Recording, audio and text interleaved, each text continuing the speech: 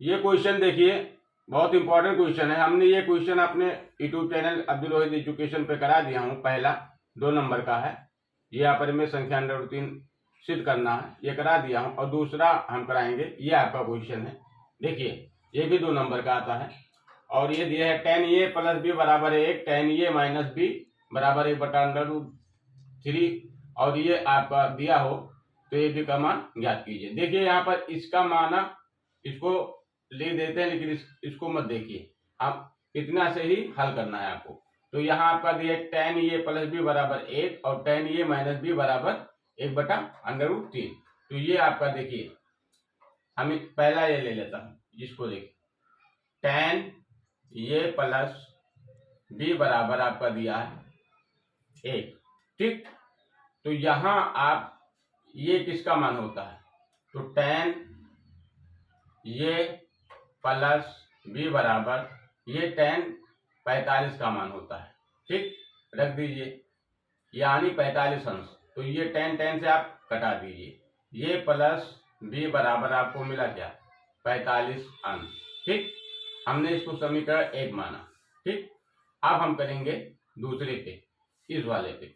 ये लिखा है इतना बराबर है, तो हम क्या लिख सकते हैं, डायरेक्ट लिख देता हूँ a - b बराबर, ठीक, ब्रैकेट बंद, और यहाँ बराबर के आगे 1/√3 है। तो ये किसका मान है, ये आप कहोगे tan 30 का मान है। किसका मान है, tan 30 अंश का, ठीक। tan से कैंसिल हो गया, ठीक। तो ये -b बराबर 30 अंश, ये समीकरण 2।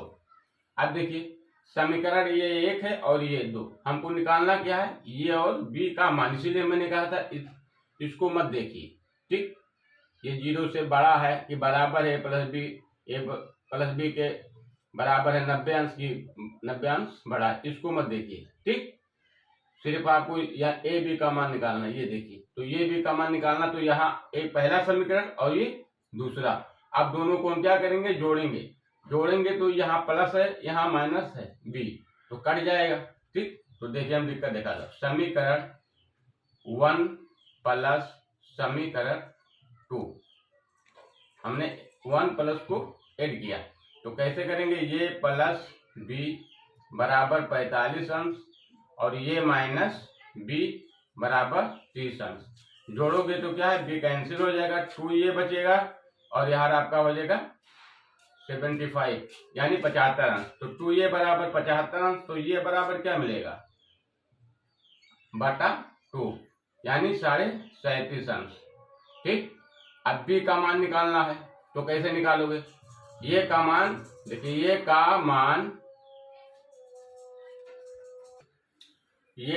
का जो मान है समीकरण 1 में रखने पर, तो समीकरण 1 क्या है, ये प्लस b बराबर क्या है 45 अंश, तो ये प्लस b बराबर 45 अंश है। अगर ये का मान हम रख दें 37.5 अंश, ठीक।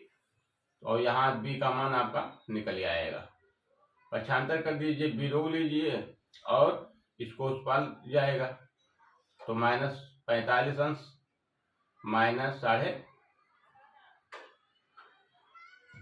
ये आपका हो जाएगा -37.5 अंश। क्या बचेगा, b बराबर आपका आएगा 7.5 अंश, ठीक। तो अतः ये बराबर आपका आया है 37.5 अंश, कामा b बराबर आया है आपका 7.5 अंश। यही हमको बताना था, यही आपका उत्तर है, ठीक। आप वीडियो को लाइक करिए, शेयर करिए, कमेंट करिए और सब्सक्राइब करिए, ठीक है। और इस तरह से आपको देखना है तो आप इसको लाइक जरूर करना। अगला क्वेश्चन देखिए, पहला का 80 नंबर है। 2 घनों जिसमें से प्रत्येक का आयतन 64 सेंटीमीटर क्यूब है के संलग्न फलकों को मिलाकर एक घनाभ बनाया जाता है, तो प्राप्त घनाभ का पृष्ठीय क्षेत्रफल क्या होगा, या ज्ञात कीजिए। ये आपका है, ठीक। चलिए हम इसको लगा रहे हैं, ये हमने इसको लिख दिया हूं। देखिए यहाँ पर दिया है दो घनु जिनमें से प्रत्येक का आयतन इतना है कि संलग्न फलकों को मिलाकर एक घनाभ बनाया जाता है। तो प्राप्त घनाभ का पृष्ठीय क्षेत्रफल ज्ञात कीजिए। तो देखिए आपका जो दिया है घनु जिनमें से प्रत्येक का आयतन इतना है, तो प्रत्येक का घन का आयतन आपका क्या है, आपका आयतन ये दिया 64 सेंटीमीटर क्यूब, ये आपका दिया है। तो अब यहां जब आपका आयतन दिया है तो भुजा क्या होगा, तो भुजा निकाल लीजिए। तो भुजा के लिए आपको क्या क्यूब करना पड़ेगा, और ये आपका हो जाएगा 64 को जब आप करोगे तो ये 4 का क्यूब बन जाएगा, ठीक, सेंटीमीटर क्यूब। अब देखिए यहाँ क्यूब क्यूब हटा दीजिए, दोनों पक्षों से काट दीजिए, तो भुजा बराबर क्या मिलेगा, तो भुजा बराबर आपको मिलेगा 4 सेंटीमीटर, ठीक। अब हमको निकालना क्या है, हमने भुजा निकाल लिया, तो संलग्न फलकों को मिलाकर एक घनाभ बनाया गया। तो घनाभ का सूत्र क्या होता है, तो जब दो घनों को मिलाकर एक घनाभ बनाएगा, मान लीजिए एक घन और दो घन, यानी पहला घन और दूसरा घन मिलाकर घनाभ बनाएगा, तो जब दो घन मिलते हैं तो ना लंबाई में फर्क होता है, लंबाई में सिर्फ फर्क होगा, यानी 4 एक का भुजा का 4 है, तो फिर भुजा का जब 4 है तो यहाँ पर लंबाई, पहले घनाभ का सूत्र ले लीजिए, घनाभ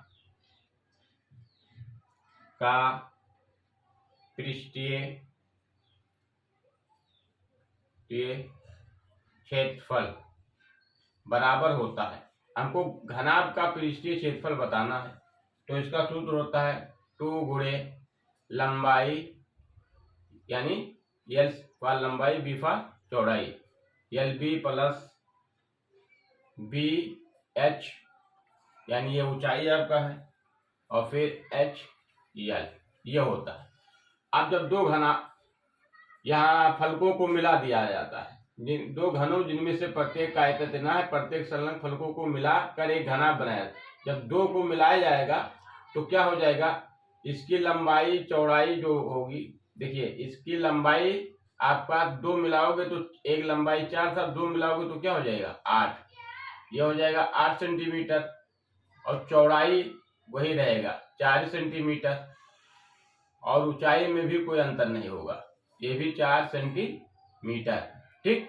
सिर्फ आपका लंबाई बढ़ जाएगा, यानी जब मान लीजिए एक ये है और एक ये है, अगर इसका 4 है और इसका भी 4 है, तो ये दोनों जब मिल जाएंगे तो क्या हो जाएगा, ये 8 हो जाएगा, ठीक, ये आपका 8 है। तो यहाँ 4 और 4 ये हो जाएगा आपका 8, तो यहाँ ये आपकी लंबाई बढ़ गई, लेकिन ऊंचाई देखिए दोनों का सेम है, ऊंचाई आपका सेम है और चौड़ाई भी सेम है, ये भी 4 है और ये ऊंचाई भी चौड़ाई भी 4 है, ठीक। तो अब इस तरह से आपका सूत्र में रख लीजिए, इसको मैं मिटा देता हूँ, सिर्फ समझाने के लिए लगाया।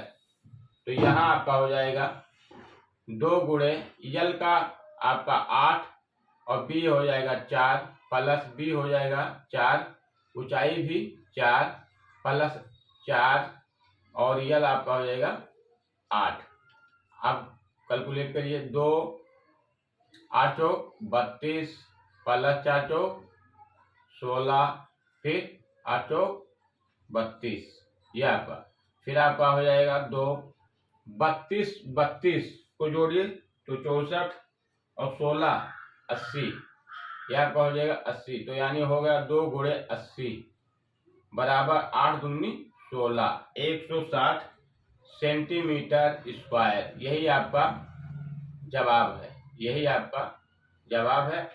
सब्सक्राइब कर देना और कमेंट भी करना, लाइक भी करना ऐसे क्वेश्चन को देखने के लिए। और ये देखिए अगला क्वेश्चन बताऊंगा मैं, ये डी वाला और ये 2 बिंदुओं वाला, ठीक, और ये F वाला।